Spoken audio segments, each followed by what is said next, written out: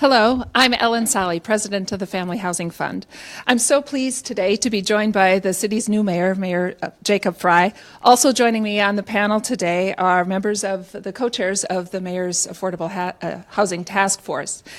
The Family Housing Fund helps communities address their housing needs, and I was so pleased as a longtime affordable housing advocate to have the mayor make affordable housing his priority, and we welcome your leadership on this issue. So for those of you joining us on Facebook, welcome, and now let me introduce Mayor Jacob Frey.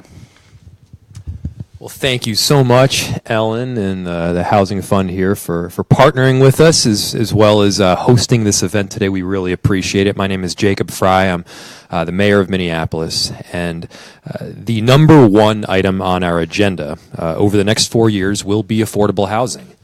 We have a massive issue right now in our city where rents are going sky high and people are being displaced from the communities in which they love. In fact, we've lost about 10,000 units of affordable housing over just the last 10 or 15 years alone. And it's not like things were rosy 10 or 15 years ago. And so we're not just going to talk about it, we're going to act.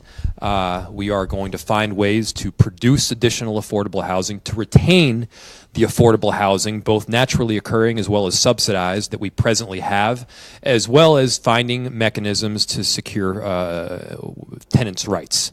So we're going to be working on that right now for the long haul, and we have set up a committee with several co-chairs that are going to be able to delve into the specifics and where we're going, and then we're going to open it up to questions that you may have, and I will allow them to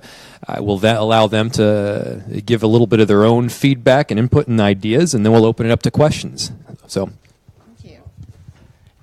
Thank you so much, Mayor Frey, for your leadership on this. And I was so encouraged to hear about the affordable housing being the top priority for the city.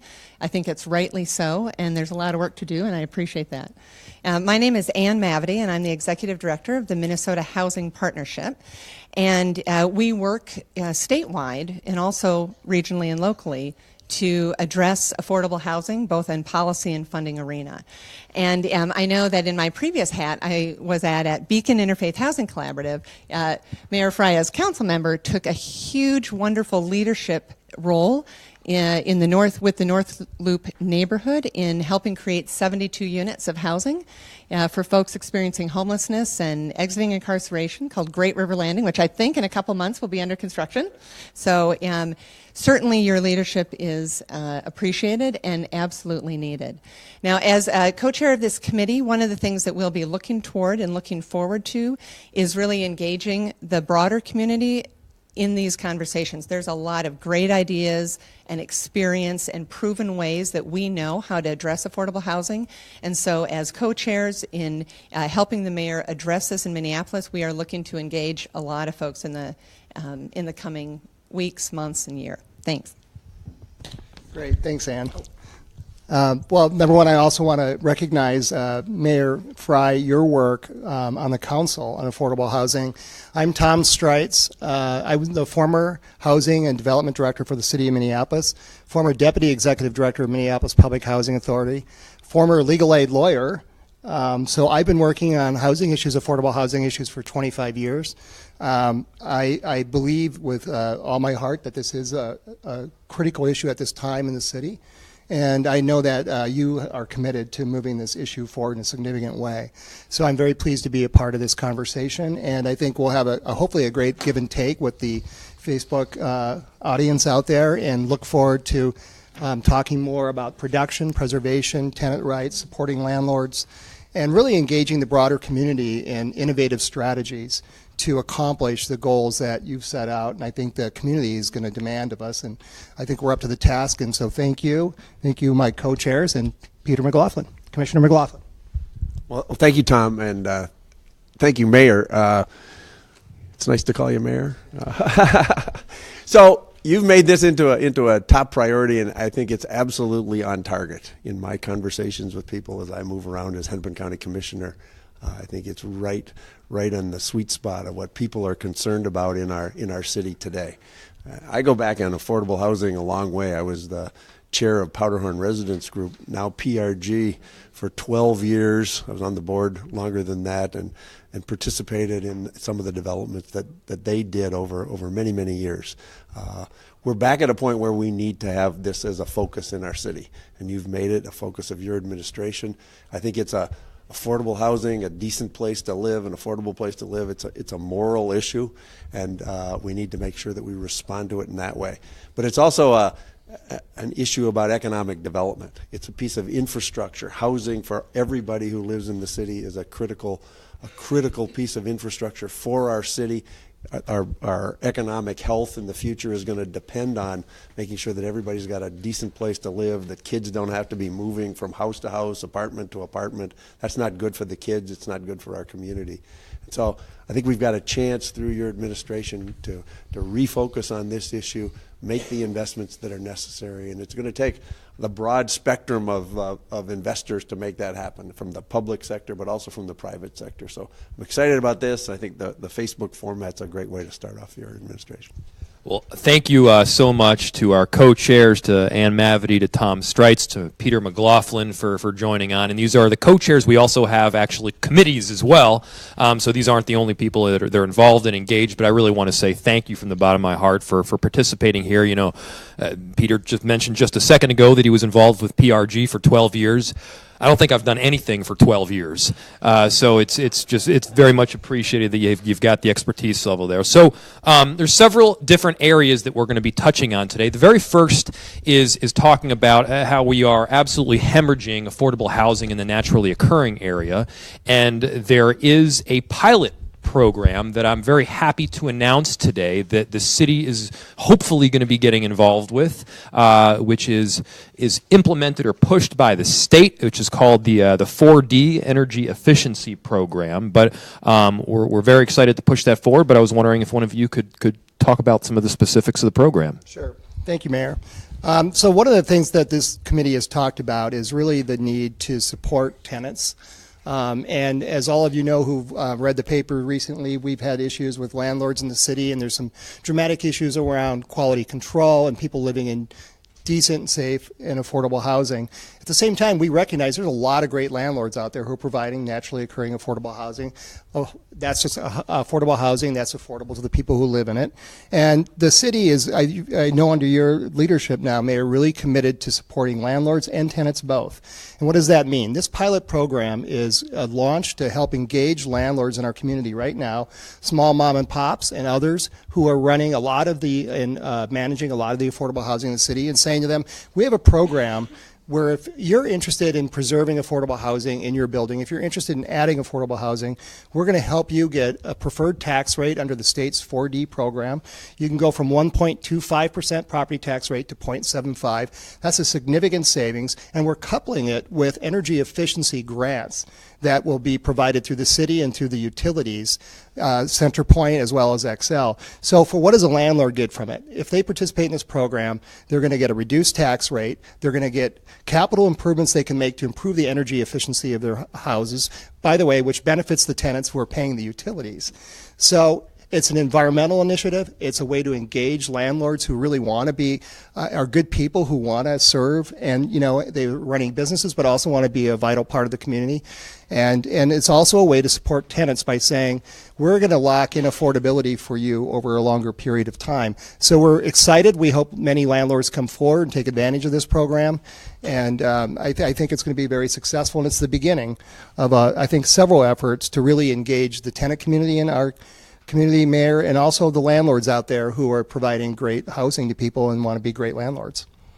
Thank you, Tom. I really do appreciate that. And just to reiterate, what we're saying to landlords is, if you are willing to have a certain number of units at a certain degree of affordability, then the state will provide some form of tax abatement, both through the state and the county and the city. And so moving on to sort of the second item on the docket here, there's another mechanism we can use, which is TIF, or tax incremental financing. And there's been the pendulum that is TIF has been swinging back and forth for decades. 15, 20 years ago, we offered TIF for pretty much any development that was out there. TIF is a subsidy. And now it's sort of swung back the other way where we don't offer it for much at all. But I think it is an excellent tool when it can be utilized properly, and I believe you guys can expound on that.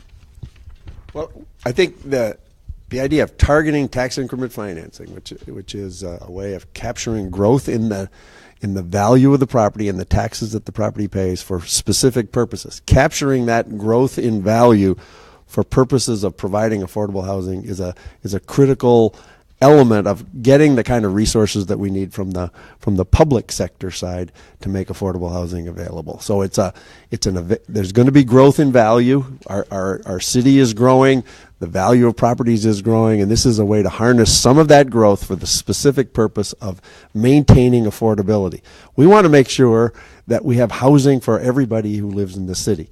To do that, this housing market's a complicated thing.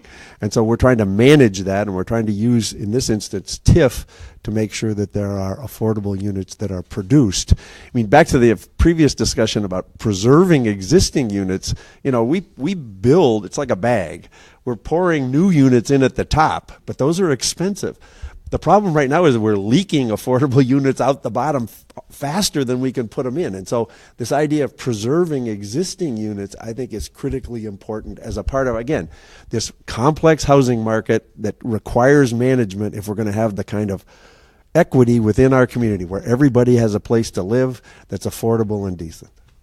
And I'll just note, too, that as you mentioned that this has been a tool on the table but hasn't been used as much recently, that there's a moment for different tools. And the fact that the city is growing at such an incredible rate, and we're seeing these projections, and I think we know that the housing market, both private market and then the affordability, the market that provides the affordability, all together has to produce a lot more housing, and I think our growth projections are probably underestimating what we're bound to see around the corner. So we need all the tools in the toolbox as we're looking at this. And I'd just like to mention for folks listening out there that one example of the use of TIF that we're talking about was Green on 4th that recently came online, 227 units, mixed income housing with a considerable amount of affordable housing. The tax increment financing in that particular project, 60% of that value added capture of that tax increment is going to support the units and the tenants in that building. The other 30% is going into the city's affordable housing trust fund and being pooled. So this is not only paying for the units itself, but it's generating income that'll support future affordable housing. So that's the kind of TIF I think the mayor, I know you want to engage the new city council on and look at those policies. But that's one specific example of where I think this tool can be highly effective. Thank you. So I'm going to jump to a couple of questions that I've got here. And this first one is an excellent one. It says, who is keeping track of how many units are affordable? Where are the numbers published?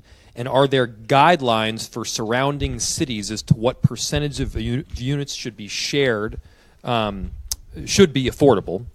And they want to make sure that all of the affordable units are not being concentrated in a few areas, either of the city or in one city over another.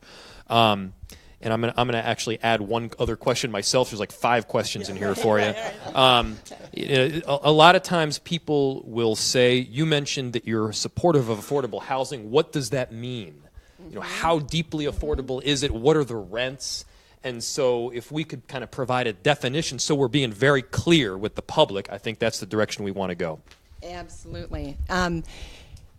So first to the affordability, I think one of the things that we're seeing is that folks that are at 30% area median income and below are suffering the most in terms of the cost burdens and what that means. Why don't you explain area median income real quick? Right. So I'm not sure I can pull that out of my hat in the moment. So what we're talking about is what does it actually take to afford, for example, a one-bedroom unit. And what we know is that you have to make over $16.58, I believe, an hour in order to afford a simple one-bedroom home.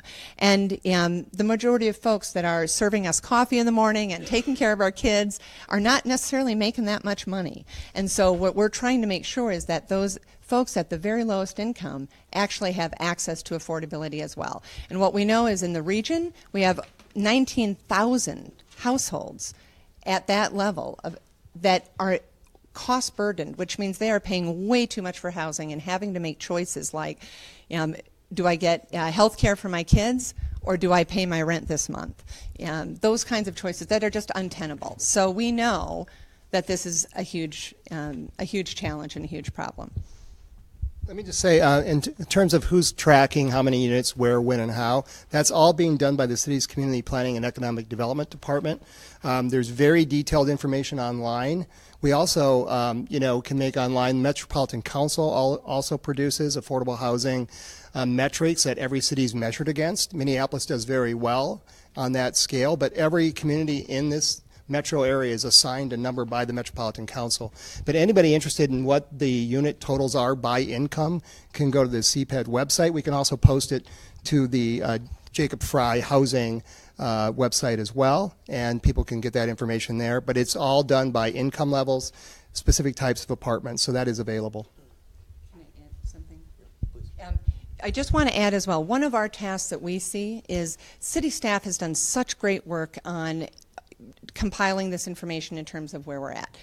And we think that as part of this work, we need to set targets and set some metrics and determine that. And we don't know what all that is right now, and that's part of what this engagement process with the community will be, and making sure that we've got a lot of different voices and perspectives informing that.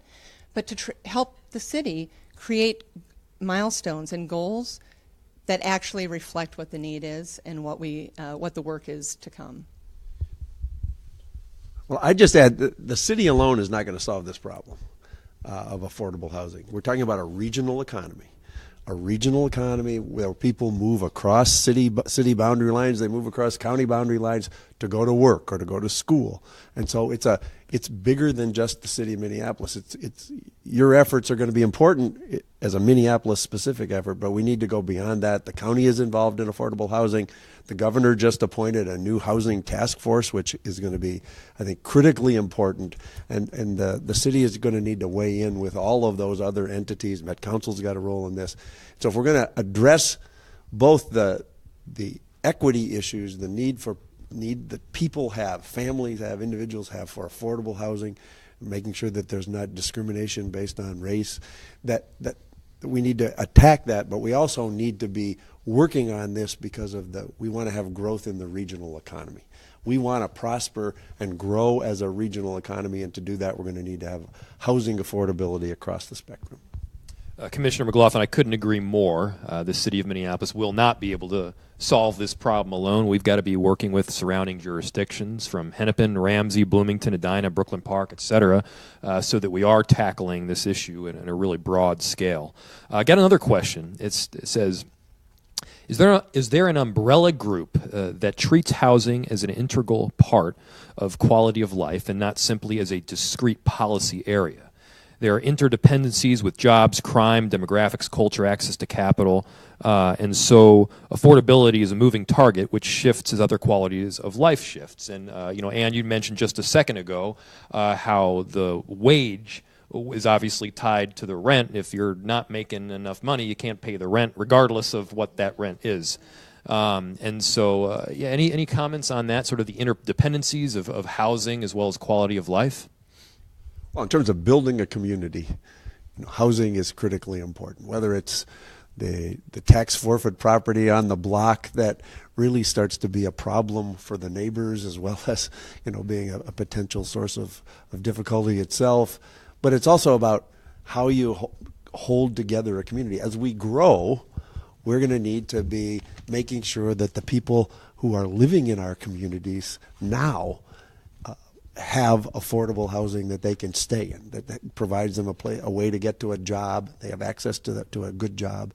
And so there have been efforts, and we've been trying to kind of integrate these things for some time now. Some of the discussion, frankly, around transit lines and making sure that there's affordable housing along the transit lines that we're building. I think that's just one example of the ways in which we're trying to integrate housing with other parts of strong communities that provide equity and real opportunities for our residents. And I would say that in the policy arena, we have moved to really integrating and understanding that housing is the foundation, that it's the platform from which everything else you do in your life depends on for success, whether that means kids in school, you can't do homework without a home, right? Whether it's your health care, that housing itself is health care. If folks can be stably housed, it increases those kinds of health outcomes. In the business community, we're seeing that it is impacting business growth, where businesses are starting to make decisions on where to locate businesses depending on where there's affordable housing for their workers and can their workers get to those businesses. And so the more that I think the systems and the way we're approaching this is seeing housing a little bit more like the infrastructure that it is, essential to everything else we're doing in our community. I would just say to the umbrella group piece, the questioner asked about, Minnesota is very fortunate, in Minneapolis, is to have two groups that have been doing this work a long time. One is the Minnesota Housing Partnership, which Ann is now leading, and also the Family Housing Fund. Family Housing Fund commissioned a study 15 years ago called Kids Mobility Project. Guess what it showed? If kids don't have stable housing, they're moving all the time, they don't learn. They don't graduate. So the integration and the understanding of housing as a fundamental unit of quality of life is essential to this work. Housing is more than a commodity. Housing is where people live, raise their children, take care of their parents. And so I think that work, that recognition, Peter, as what it means to a community, how affordable housing and quality housing is definitely becoming more deeply ingrained in a systemic way. But we have two great organizations, if you go to their websites, that really delve into these policy issues in a really significant way. Well, Tom, that's exactly right. And we recognize right now that as much as about 10% of our school-age population is highly mobile and or experiencing homelessness. Right. As much as 30% of them are having to move within the time frame of the school year. And that has a tremendous impact on a kid's ability to learn because they aren't coming into the classroom as a blank slate. Got a whole lot of questions now. And, so I'm gonna direct this one first probably to Commissioner McLaughlin. It says, what are the best ways that suburban communities can work with Minneapolis and each other to address affordable housing? So kind of almost looking at this as a kind of a county or multi-county approach as to how we can work together. Well, the counties have been, Hennepin County has been involved in affordable housing for a while, but the main unit of government where development happens is cities. And so there's got to be conversations between the city of Minneapolis and our suburban neighbors. And I think those are conversations about how we work together on either building additional affordable units in places that need them, but also creating a transit system that's going to connect people who are living in affordable units to the jobs that are out there. And frankly, that's the thing that we've been engaged in along the Southwest Corridor for quite some time. There's a treasure trove of jobs along the Southwest Corridor that Minneapolis residents will have access to. Suburban residents will have access to jobs in Minneapolis and keep Minneapolis the economic center. So I think the first step is conversations on how to work together. And I think that's something where a mayor can provide that kind of leadership, and I know that you're committed to doing that. And so I think that's really the very, very first step that has to take place. Well, housing is an excellent area where we can work together, and in the spirit of working together, I'm going to pass you this index card right now that has nothing to do with housing, but Matt Steele, you asked an excellent question about CTIB and transportation, and it was directed towards Commissioner McLaughlin, so I'm just going to give him this index card. He can address it after we're done with this. I did bring my old CTIB. There you go. Yeah. Hey, Mr. Mayor, if I may briefly just say on that point as well that enlightened suburban communities are already going to start doing this work and are doing this work because it's a matter of economic self-interest. Employers are saying we need to have workers in our community who can afford to live here. So if you look around the country at cities like Seattle, Austin, Portland, where they didn't I think act quickly enough to preserve affordable housing and engage the business community in a really profound conversation about where do people live, how do they get to work, where do they work, is there housing in the community that supports them, is one that is occurring, and if it isn't occurring, it should be throughout the metro area. And I know you'll be a leader in helping those conversations along. But Chaska's building affordable housing. So we need to recognize some of the success that is out there as well already in the suburban communities. There's a lot of great people out there in the faith community and businesses who want to do this work as well. And wants to jump in. So I'll just note, too, that the Met Council has actually played an interesting leadership role in this. As cities are doing their 10-year comp plans, including Minneapolis, the Met Council not only was putting out affordable housing goals, which I know are always negotiated between the cities, and I think Minneapolis probably will exceed those, but at the same time is asking all the cities in the 7-county area to actually specifically say, what are your strategies and tools to address the affordable housing gaps in your community? And I think that's a difference, to really force that conversation throughout the whole region, including in Minneapolis, to say specifically, how are you going to get there? And I think that's those kinds of specifics that are going to help move the dial to really get those commitments and get some action. And so the next question is from Christine. It said, what will the city do to ensure that renters are protected and not displaced due to the stricter screening criteria in this tight rental market?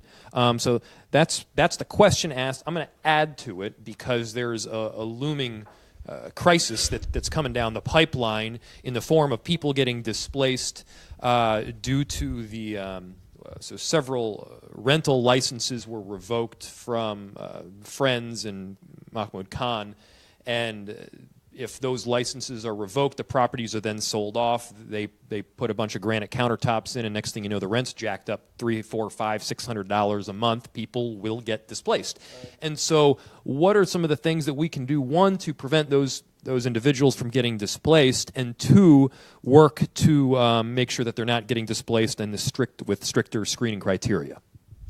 Sure. Well, I can put on my former legal aid lawyer hat for a moment and talk a little bit about the work I did around tenant evictions 20 years ago. It's the same today. What we have is an imbalance of power between landlords and tenants in our community because we don't have enough affordable housing.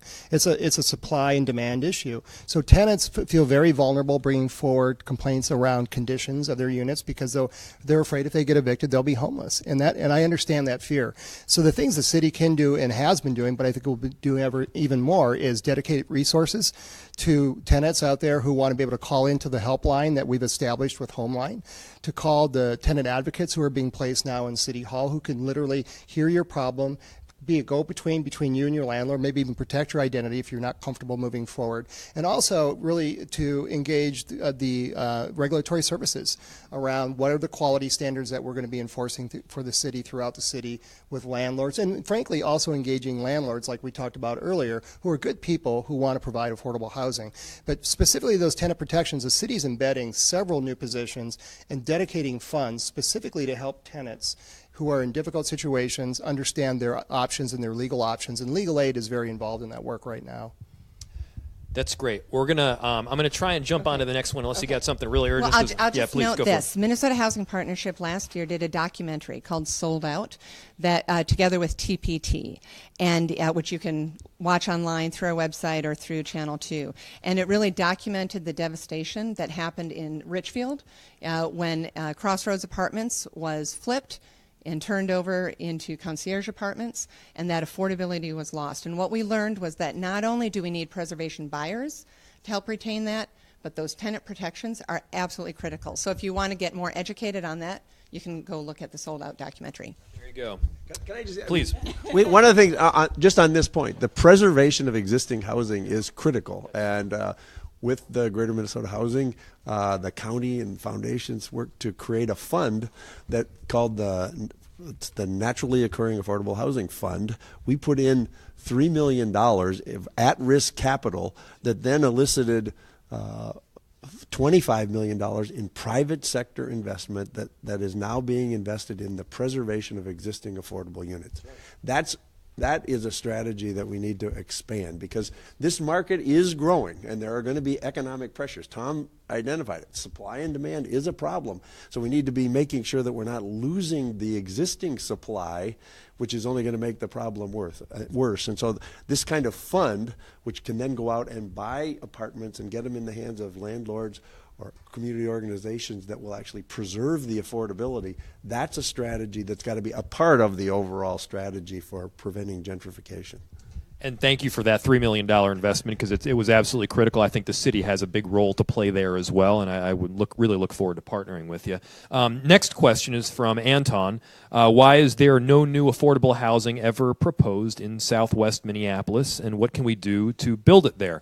Anton, I agree with you entirely. You know, we have a long history in the city of Minneapolis of concentrating all low-income, all Section 8, all affordable housing really in one or two areas of the city, North Minneapolis being a significant one. And I think we need to push back on that in a major way. Affordable housing should be throughout the city, in Southwest Minneapolis, in Northeast, and downtown, and South. Generally speaking, we need affordable housing throughout, and I think it's a policy shift that needs to take place now.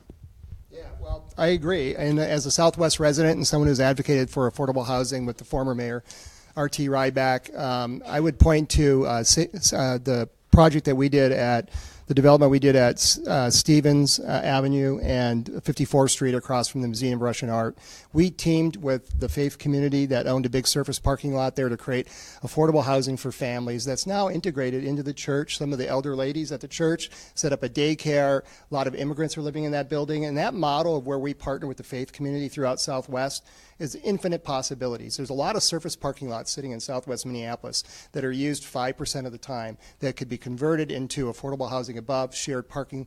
So that model is out there, and I'm a huge advocate for doing that. Absolutely, we need affordable housing in Southwest Minneapolis and throughout our community. But particularly, I know, Mr. Mayor, you and I have talked about this. I know that's going to be a focus for you. I appreciate the question. Yes, it will be. And so the next question is actually kind of in the same line here. It says, how can we use the opportunity of the comp plan, the comprehensive plan update, to allow more housing stock in high amenity areas like around the chain of lakes? This question is from Scott. Thank you, Scott. What Scott is pointing out here is there's really kind of two components to the affordable housing crisis. The first is subsidized housing, which we've already talked about to a certain extent. You know, subsidy being the bridging of the gap between whatever constitutes the market rate and the affordable rate. But there's another big problem that we've got here, which comes from something that's actually good, which is a whole lot of people want to live in Minneapolis right now.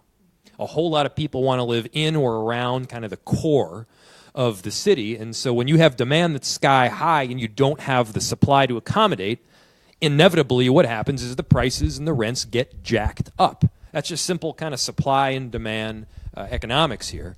And so we do need to be increasing the supply in many areas of the city. And yes, if you look at in areas, you know, through Uptown or in other neighborhoods, then we do need to be looking at that as well. And as part of the comprehensive plan update, there will eventually be a corresponding change in how the zoning code operates, and yeah, that is something we need to be looking at in a major way. I'll pass it on to anybody else if they want to jump on that grenade. I'll just say quickly, the zoning code and density are really the issues here. You know, around the lakes we have very low density zoning. And I think that's appropriate in some neighborhoods, but I'm a believer in density, and I know for some people it's difficult when you live in a neighborhood. But frankly, if we're going to get more people living in affordable units around the lakes, we need to increase density standards and look at our zoning code. And I think that's something that they do under the comprehensive plan, and I know will be done. But that, frankly, is one of the solutions, is increased density in our community because people want to live in the city. And once again, I'll just, for the viewers out there, Seattle's been down this road. Portland, Oregon's been down this road, in Austin, Texas. They had increasing people coming back in the city, and they were really smart people there and did good things, but they kind of missed the wave. We have a wave right now, and it's up to us as a city to thoughtfully plan for accommodating new people and also the people that live here in every ward of this city. And I think that's what we're talking about today, and that'll be one tool. But at the end of the day, planning is only so good. You have to execute. And that means you have to have real change in zoning, you have to have real change in regulatory approaches, and you have to have resources. Let me just add that the planning is critical, the zoning's critical, regulatory services is critical, but then you've got to have a product to actually produce the additional units that are affordable. And you've got and neighborhood support. I mean, so you've got to get down to an actual development deal. And so there's got to be attention paid to that, and there've got to be courageous people, whether in the faith community or political leaders or neighborhood leaders, who'll step forward and say, we think there needs to be 20% affordable in this new higher density project that's going to be built here. It can be done. We want it to be done, and they'll step forward and say that in those neighborhood meetings that can sometimes be contentious. But if you've got courageous leaders who will step forward, local people as well as people like yourself, Mayor, that's what's going to get these projects done. And ultimately you've got to get to deals where there's a handshake and there's money invested. One comment on that too is, we are in a hot market, and so we need to make sure that we are leveraging that market, the market-driven housing to create more affordable housing. So we don't want to leave that opportunity on the table, and I think we can do that with policies as well as with funding. I also want to make sure that we're thinking about this as every single neighborhood needs affordable housing, and every single neighborhood needs investments. And sometimes I think we think about, well, we have this little piece of the pie, and how are we all going to get a bite of it? But, we own a bake shop, right? We've got a rockin' economy, and people, like you said, want to be in Minneapolis. So let's bake more pies and create more housing for all our communities and all our neighborhoods. I'm all for pie. So I'm going to try and kind of let's keep the answers a little bit shorter, at least maybe one person answering. As wonderful as these answers are, because we've got a ton of questions that are coming in right now. All right. And so this is from Wayne. This is a very specific one, and I hope I can answer it. It says, why are neighbors near downtown and transit like the Wedge allowed to downzone to let homeowners who bought in the 70s prop up their housing prices at the expense of affordability? So I guess I'm not sure of the particular instance, but we shouldn't be downzoning, in my opinion, in many of those corridors. And I guess I'm not totally convinced that it necessarily props up the housing price, because you could potentially actually sell off the property at a higher zoning designation and make a bunch of money. But it's a good point, and I don't think we should be consistently downsizing around some of those transit corridors. I'm going to move on to the next one. Let's see here. So it says we recently did a study and found that over 25 types of dogs are. Am I reading this right? Yeah, I think I am. 25 types of dogs are discriminated against in rental policies. There is a need for affordable pet-friendly housing in the Twin Cities. What can be done to change this? It's a great question. Well, I can give you one example. And Councilmember Lisa Goodman has been an absolute advocate for people with pets, and she has been someone I would encourage the viewer to reach out to. She's promoted policies that make properties pet friendly as a condition of receiving city assistance. So you have a friend and an advocate in Councilmember Goodman, and I'm sure many other council members in the city. Next question. It says, how do you get past community desire to not build tall buildings, which is one key to affordable housing? This question is from David. David, I agree with you. We mentioned the whole concept of supply and demand, and at a certain point, you can't build out anymore. You do have to build up. So, Commissioner McLaughlin, I see you got the microphone. Well, I went through this along the Hiawatha corridor, LRT corridor. I mean, we were talking about a higher density housing, and people would come to meetings and say, well, we don't want Cedar Riverside. Well, nobody was contemplating, building a Cedar Riverside tower at 46th and Hiawatha, but people were contemplating higher density, and it's out there today. One of the exercises that we went through was to have to show pictures, actually. That was before there were a lot of the higher sort of medium density projects that had been built. And we said, okay, which do you like better, this or this? And we sort of showed projects that people were picking the higher density projects because they were better designed, they could fit in, they could imagine them in their neighborhoods. It's not just sort of dropping something in that doesn't fit. Now we have examples that we can point at in the city and in the suburbs. And so we don't even need to use pictures from other places. We can use pictures or take people to see how a higher density project can actually fit into the neighborhood. It takes some time, it takes some process, and again, some leadership, but it can be done. People can get comfortable with it because it's been done, and it can be done in the future. That's right. So Julie asks, who is paying attention to housing for refugees? I like to think that we're all paying attention to that. Commissioner McLaughlin mentioned Cedar Riverside a second ago, and there are many examples of where we can do this well. Well, I mean, basic affordability question, and so and making sure that there's not discrimination against refugees and immigrants who are coming into the community. So I think it's that combination: enough supply, but also making sure that there's not discrimination. So Matt says, shouldn't we address issues of low wages as the source of an affordable housing, of affordable everything problem? Affordable health care, affordable housing, affordable tuition. Matt, yes. Absolutely. Wages is a critical component. Without a wage, you can't pay the rent, regardless of what that rent is. So yes, enhancing wages is a critical piece. Obviously we implemented a Minneapolis specific city minimum wage. It sounds like St. Paul is following shortly on our heels. I do think we need to be continuing to encourage that. Aaron says, how can the city ensure that new affordable housing built includes a 2 to 3 bedroom units, so units for larger families? Yeah, so I can answer that question. The city has a point system that it awards for any developer that's seeking city subsidies for the development of affordable housing. And in that system, there is additional points for people who create housing at 2 or 3 bedroom level. That could be relooked at. Maybe there needs to be more points added to get to bigger unit size. So I think it's a great question. There is a policy in place that does guide that, but that's probably something I think for city staff to look at again and say, is that enough points for those bigger units? Because a lot of families are struggling to find affordable rental housing, so it's a great point. So Sarah asks, it would be helpful if the city would require that buildings receiving public subsidies, have rents that are affordable to households with Section 8 or other tenant-based vouchers. Many affordable subsidized properties underwrite and then charge rents far above a fair market value, or for fair market, I can't read the third letter there, thus barring voucher holders. What is Mayor Frey's opinion on this? Will you answer? I'll take it back in a second. Yeah, no, real quickly, that is built into the city's affordable housing requirements. If you come to the city seeking subsidies for your development, you are specifically required to accept Section 8 units into your development, and that's a city law, and the city council reaffirmed that this last year, by the way. So if someone's out there and knows of someone who's not honoring it and who's violating it, be sure to give Mayor Frey a call and let us know, and we'll get regulatory services, because that is a requirement of anyone receiving city subsidies. Yeah, that's right. Sarah, I agree with you entirely, and Councilmember Elizabeth Glidden actually authored the change which prevents anyone from discriminating based on the holding of a Section 8 voucher.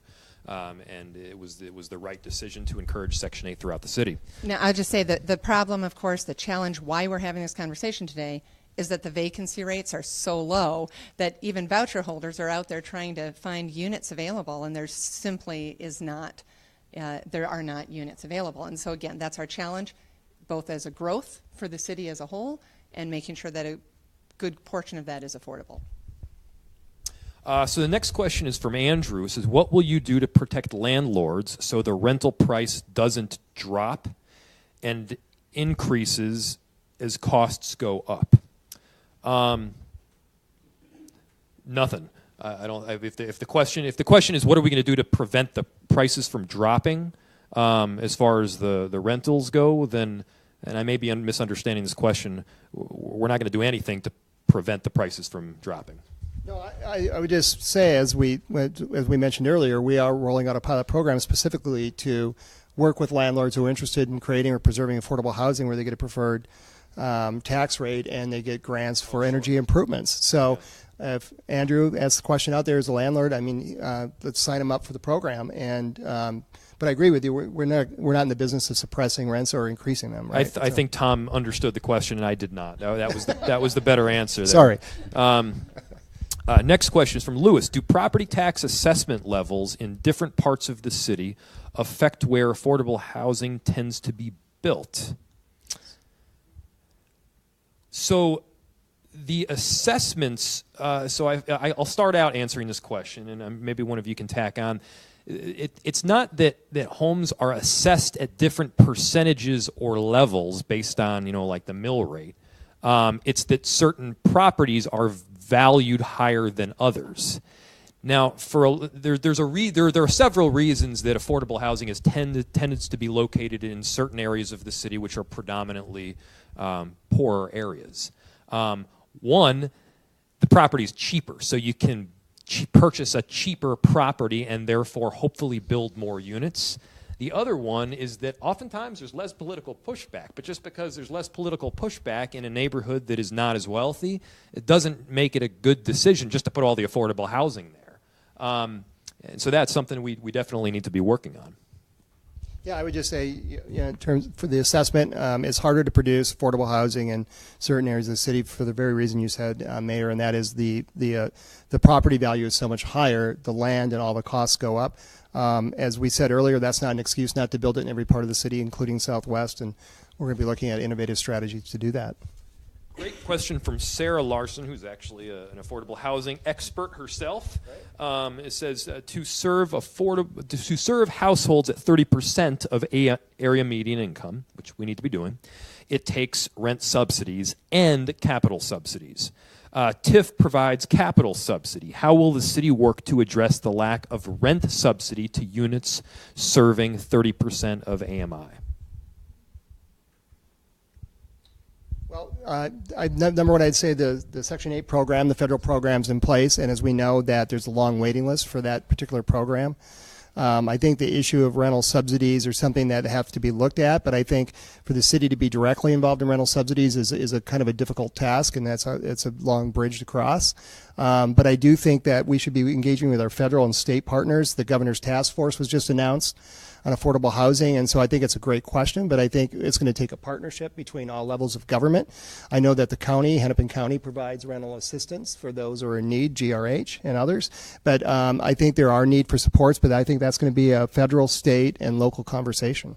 And did you want to? Well, I would agree. I would just say that this is Sarah's spot on, of course, that if you can't get to affordability either through the market or through the capital side, it needs to come in through the tenant and through some kind of rental subsidy. And we're fortunate that we have a great partner with the Minneapolis Public Housing Authority that has a wonderfully creative leader in Greg Russ, who's really trying hard to look at creative and innovative ways to frankly do more with limited and less funding from the federal government.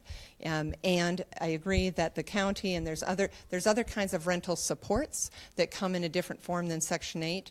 And particularly, we haven't talked about it too much today, but about folks who are experiencing homelessness or might have other kinds of service needs, that there are other ways to bring in rental supports to make sure that those folks can end those cycles of homelessness as well. I think Ann's point there is right on on target. If you talk about people with mental health problems, chemical health problems, there are programs out there. People with disabilities, there's GRH, group residential housing, that actually does provide an operating subsidy for youth who have formerly been homeless. There are programs in place that can provide that kind of operating subsidy. That's critically important, and that's a kind of a niche market, but in terms of people who are at 30% or below on the area median, many of those people fit into the programmatic categories where that's available, and we need to be trying to optimize that. And we've been doing that. There's more work that needs to be done on that. But for example, with people with mental health issues, the county just provided a $750,000 subsidy to help capitalize that. We've already identified the group residential housing for operating costs, so that would help get at some of the population that's at 30% or below in median income. Another great question from Kathy on this topic. It says, beyond TIF, how can we leverage the tremendous economic interest in the city? We've permitted over $1 billion in real estate projects annually, which is true. How can we take advantage of that to preserve, protect, and produce affordable housing? Go ahead, Ann. Well, I think we have an amazing opportunity to really partner with the business community in ways, and I think you're a great leader to do that, actually, to really have these business leaders speak out in understanding and helping move the dial on saying housing is essential to our business growth and it's essential to our success. And so with those kinds of advocates and understanding, I think that we can begin to bring more resources, newer voices, fresh perspectives and ideas, and frankly resources to the table to help change sort of the balance of where we're at right now. Yeah, I would just add on that particular point that, yes, there's tremendous growth occurring in the city, and value-added capture is one way to do that. TIF is one way to do it. But I know that, Mayor, you and this council have all said that the tools that are available to the city are going to be thoroughly vetted. There's going to be new ideas coming forward. And I think capturing that value that's being created in the city right now is key and critical, and I know you're committed to that, and I know the incoming council members are as well. So I think everything's on the table, right, when we talk about resources and looking at what's coming in. That's right. We really do need a very consistent pool of funding that's not competing with some of your classic city issues like fire and cops and streets to say, you know what, like we care about affordable housing, we're going to put our money where our mouth is, and we're going to do this. And the value capture, which Tom mentioned, is right up that alley. And there are several other mechanisms as well. Rent abatement, which we mentioned earlier, is another one. Matt says, as a landlord, I have kept my rent constant for 4 years. At the same time, my property taxes have increased every year. How can I be expected to continue to provide affordable housing while raising my base rates? Well, I think it actually applies to what I said just a second ago, which is if we can get on this 4D program, this pilot program that the state has, we can provide some form of property tax abatement if you're willing to keep the rents down. So I think that's a one. This is part of the pilot program that we will be pushing forward, and I think that covers it. What about housing for a large population of youth, Constance says, 18 to 24 who are homeless? Any plans? Well, this is one of the niche markets that has to be addressed. The young people are, in many cases, on the street being victimized, and it's important to work with the faith community and others that have a good track record on this.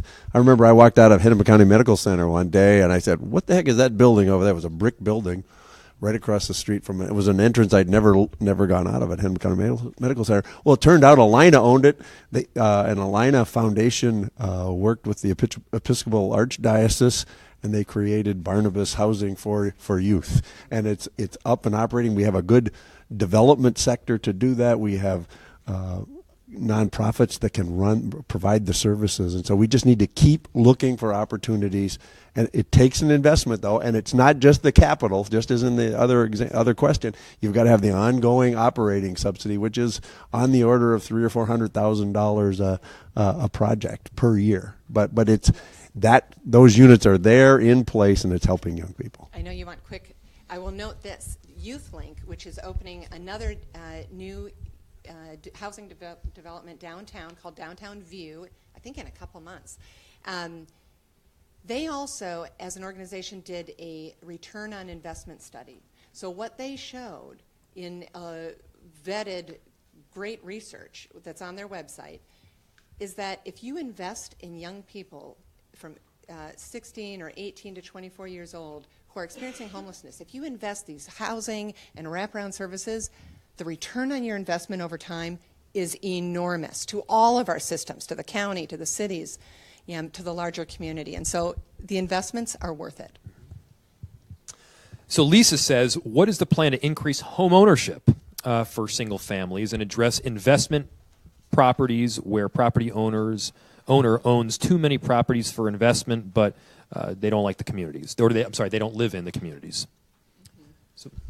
One of the things we've done at the county is we've tried to kind of intervene in the tax forfeit property auctions. Right. We're actually trying to steer some of those properties into the hands of homeowners in the neighborhood. We're doing some rehab using our sentence to service crews, for example. We're working with smaller rehabbers and hiring them to do some of the rehab so that they get the work, and then the property is auctioned off. These are expensive. There's a gap when you do these projects in this way, and it's not an insubstantial amount of money, but it's important. In some neighborhoods, there is a great need for home ownership. The devastation that was wrought by the recession back in the back in 08, 09, 10. I mean, that just tore apart a lot of home ownership for people of color, particularly in North Minneapolis, but all over the city. We need to go back to try to restore that home ownership opportunity for people. These tax forfeit properties are one of the places where that can happen, and we need to really double down on that effort if we're going to create the strong communities and access for people of color who want to get on the escalator of home ownership. That's right. And I would just add, Mr. Mayor, when I was the city's housing director during the foreclosure crisis, Peter's point is right on. Many communities were devastated. People of color, low-income homeowners lost thousands of homes in this community.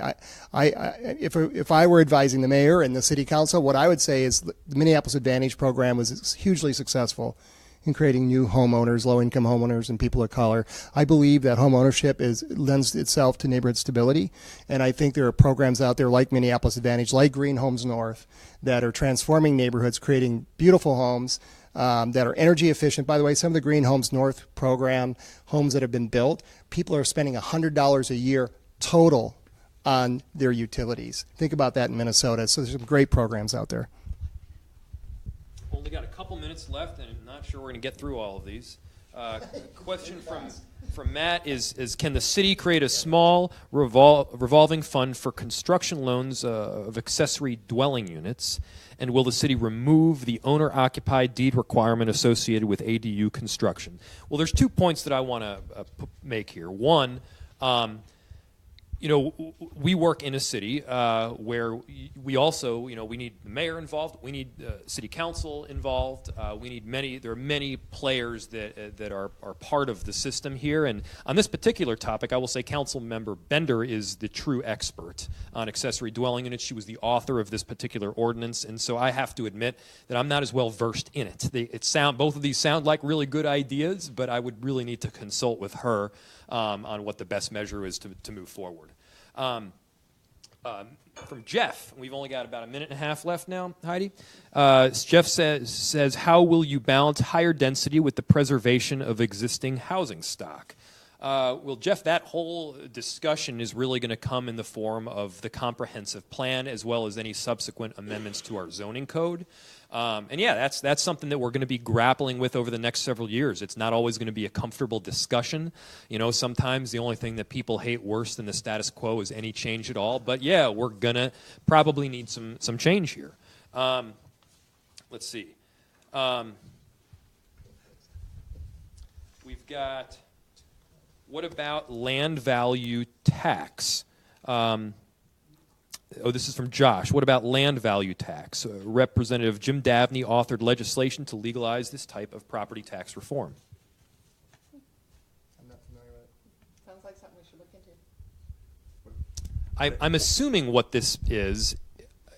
Peter, you may want to mention. I think what it is that you actually tax the underlying land at a much higher rate, so that if there's no development on the land, the taxes are still going to be high, and that's going to be an incentive for development to occur and having greater tax base. That's the idea, is to try to change the balance between the building on the property and the property itself by jacking up the value of the land and the rate at which that's taxed. So let's go to next steps here, because we need to move on. We'll try and answer the rest of these questions ASAP. Pass it over to Ann. Yeah. So we have only touched on some of the issues, of course, related to affordable housing that will be facing the city. And so again, creating this affordable housing advisory group to help inform some of this, I think, has been a great idea, greatly appreciated. And what we're doing right now is figuring out how do we make sure that we get all voices and perspectives informing the work, and also appreciating that we are mid-conversation. There's so much great work that's already been done by city staff, by the former council, that we are now building off of. So what we're looking for as a task force looking at this issue is to try to group some of this work moving forward into 3 areas. One area is housing stability. That's really what we were speaking about earlier, that housing is the platform for all other, that we want to make sure everybody has access to stable housing at some point in their lives. And so we want to have the conversations both from homelessness all the way to whatever someone's housing needs are. The other one is about what we've talked about, producing and preserving affordable housing. So we want to have roundtable and some discussions and good conversation with the community members who are experts in this to talk about producing and preserving housing. And then the third area, really looking at how do we talk with the business community and leverage all their knowledge and assets and perspective to saying, how do we make sure affordable housing helps support their growth and their growth helps support affordable housing. I just want to say briefly for all those out there who want to give ideas, suggestions, and engage, affordable housing at jacobfrey.org is where we're taking comments from the public and are interested in people's ideas and gathering those and making sure we get them over to the mayor's office and the council as well. So Jacob Frey at affordable housing. Affordable housing at jacobfrey.org. Affordable housing at jacobfrey.org. So thank you. Yeah. And so I'll also mention that that this is just one committee of many. We've got an economic inclusion committee that is led by Sean Pierce, who's on our staff. We have a both public safety and a police accountability committee as well that Jen White from my staff and many others are tackled, and she has quite a bit of experience having worked on the north side, as Sean Pierce has done economic development and inclusion for quite some time. So this is one committee of many, and the committees will look different every time with different folks. And so I just want to give a huge thank you to our co-chairs who have quite a bit of expertise in this area. I think this was a wonderful both information gathering, question answer session, as well as just providing direction as to where we're going. I want to give also a huge thank you to Ellen and the Family Housing Fund for all of your work. We're gonna be getting some great things done over the next several years. And any remaining comments by our co-chairs here? This is just the start. Let's go. This is just the start. So Let's we're do it. gonna hit the ground running hard here, and very much looking forward to working with you.